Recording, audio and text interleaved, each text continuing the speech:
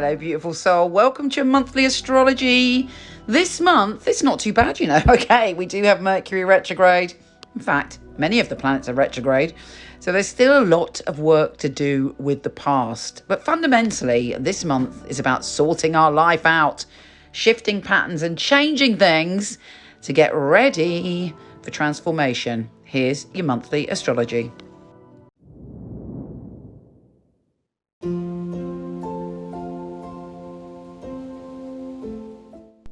Hello, beautiful Libra. How are you doing? This month is really interesting. Mars sextiles Jupiter on the 1st, bringing a positive vibe, and you need to hang on to that vibe and make the most of that sense of adventure, that sense of optimism, that sense of joy, and carry that through for the whole month, because there may be a few tests. Why? Because Mercury retrograde happens to be in your sign from the 10th. So although you'll have brilliant ideas, you've got the gift of the gab, you may feel misunderstood by other people, and it is essential that you pay attention to the details. Otherwise, there could be mass confusion and all sorts of technology problems. You name it, Mercury likes to mess with it. So you have control. And as I say, you go in with the Mars sextile Jupiter vibes feeling very positive. It gives you a sense of possibility. So stick with that. Also, with Mercury opposing Jupiter, there could be a revelation or a push forward when it comes to your relationship, and you feeling much more optimistic about that. And you're very open at the moment. You're feeling very sort of connected to people. Again, be careful of boundaries. With Venus going into Virgo, there's a part of you that's like, oh, this is the prelude. This is the end of a season of love. You've gone through your own love season, and this is the final bit until Venus goes into your sign on the 29th. So during this clearing up and dealing with old love things, be very clear about your boundaries. You may meet someone that you feel that you've got a past life connection with, a karmic connection, an intense connection, and then, you want to make sure it's real. Or, even if it's real, is it appropriate for this life? So, yes, be very clear about those things. The Sun enters your sign on the 23rd, and that is a time for you to be very open and very excited, and it's a new beginning for you. So regardless of Mercury retrograde, you're starting to feel more positive. Before that, the full moon on the 10th is saying to you, it's time to get your shit together. It's time to be practical. It's time to deal with the details. It's time to really kind of focus on your health and well-being, because you're going to need that energy for when the Sun goes into your sign and Venus goes into your sign, because that's when you will be exploring the world and have a lot of opportunities.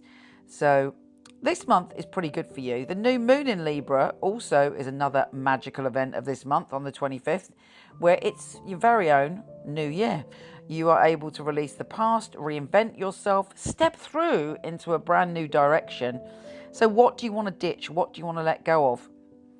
One thing for sure is that you're going to be setting firm and stronger boundaries, because for the first 3 weeks of this month, you might feel like other people are overstepping your boundaries, or you're not protecting yourself enough when it comes to boundaries. However, you do have superpowers when it comes to being psychic and intuitive. Use your intuition, but don't fall into fantasy. There is a fine line between intuition and fantasy, and ground yourself enough to make the right decisions, because there's certainly a lot of magic, a lot of possibility, a lot of opportunity, and it's a supremely important month for you to find out who you are, find out what you want, to reinvent yourself, to start off on a fresh track, and also to let go of anything that are illusions.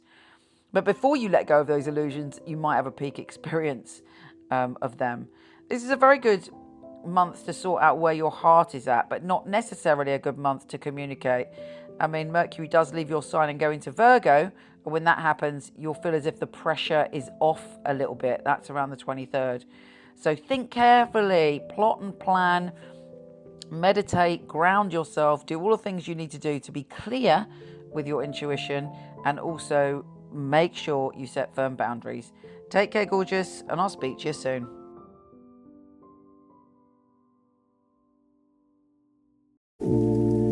I've had my psychic company for over 20 years. I've always been exceptionally picky about who I have on my team. My psychics are incredible people. They're all emotionally intelligent. They give a very accurate and specific reading, and they're all beautiful and different in their own right. So we got our fabulous psychics here.